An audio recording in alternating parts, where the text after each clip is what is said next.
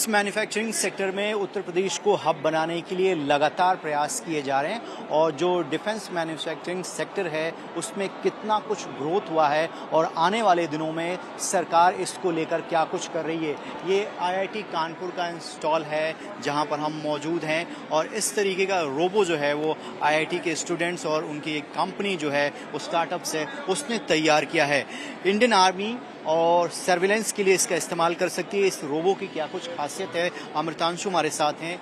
अगर इसकी पर्टिकुलर बात करें तो क्या क्या इस्तेमाल जो है आर्म फोर्सेज इसका कर सकती हैं? बिल्कुल। तो ये रोबोट डॉग है जो एक्सटेरा रोबोटिक्स बना रही है, जो एक आईआईटी कानपुर में इंक्यूबेटेड कंपनी है। इस तरह के रोबोट की खासियत ये है कि इतने 4 पैरों के कारण एक कुत्ते की तरह या किसी भी चौपाया जानवर की तरह ये किसी भी सतहों पे चल सकते हैं, चाहे ऊबड़ खाबड़ सतह हो, पहाड़ी इलाके हो, स्लिपरी ग्राउंड हो। और हमें जानते हैं कि आर्मी जो होती है वो इसी तरह के खतरनाक जगहों पे काम करती है जहाँ पे कि चलना और नॉर्मल गाड़ियों का चलना मुश्किल होता है।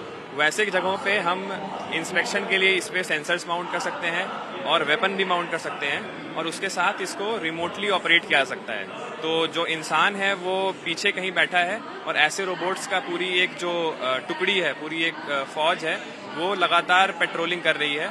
तो इससे जो भी हमारे कुछ लूप होल्स छूट जाते हैं कि पेट्रोलिंग में हो, बॉर्डर्स पे जहाँ पे इन्फिल्ट्रेशन हो रहा है, या फिर ऐसे जगहों में जहाँ पे एक इंसान पहले अंदर जाकर कुछ इन्फॉर्मेशन लाता है और अगर वहाँ पे कुछ एनिमी लोग बैठे हैं तो उसमें बहुत सारी कैजुअलिटी होती है, बिकॉज एक इंसान खुद को रिस्क पे लेके वहाँ पे इन्फॉर्मेशन लाने जा रहा है। वैसे जगहों में इन रोबोट्स को पहले भेजा जा सकता है जो वहाँ से हमें एक लाइव फीड वापस दे रहे हैं और हमारी आर्मी को एक बेटर ऑपरेशन को अंजाम देने में मदद कर रहे हैं। तो ये स्वान M2 ड्रोन है। आप देखिए कि इंडियन आर्मी अगर कोई ऑपरेशन को अंजाम देती है और उसे एक आरोपी होती है रोड ओपनिंग पार्टी, उससे पता है कि आगे कुछ एनिमी हो सकते हैं, वहां पर अपने जवानों को ना भेजकर इस तरीके के रोबो को भेजा जाता है जो पूरे एरिया की रैकी करता है और इस पे कैमरे जो है वो माउंट होते हैं। उसकी फीड जो है वो कमांड में मिलती है। वहां बैठा ऑपरेटर देख सकता है कि ये कितना ट्रैवल कर सकता है एक बार में।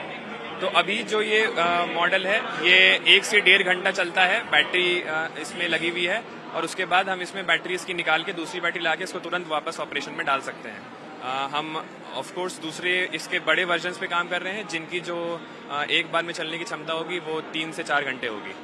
चलिए, जो इस तरीके के खतरनाक ऑपरेशंस होते हैं उसमें कैजुअलिटी कम हो, इस तकनीक का इस्तेमाल किया जाता है। आईआईटी कानपुर के साथ इनका कोलैबोरेशन है और इस तरीके के जो रोबो हैं वो तैयार किए गए हैं और आने वाले दिनों में इसके बड़े वर्जन पर भी काम ये लोग कर रहे हैं ताकि अगर कोई भी हमारी आर्म फोर्सेस इस तरीके के ऑपरेशन को अंजाम देती है तो इनकी वजह से कैजुअलिटी ना हो, लोग जो आर्म फोर्सेस हैं उनके जवानों की जान ना जाए और तकनीक की मदद से अपने एनिमी को परास्त कर दिया जाए।